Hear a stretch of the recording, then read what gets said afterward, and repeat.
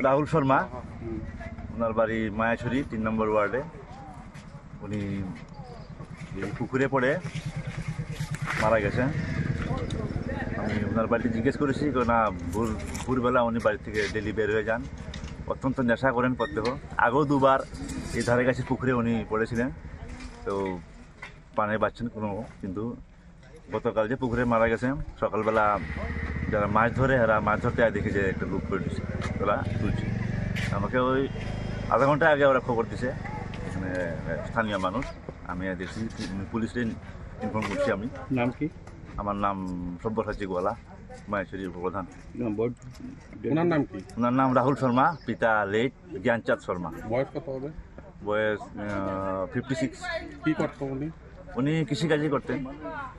2 ছেলে আছে, wife anganwadi helper. 2 ছেলে?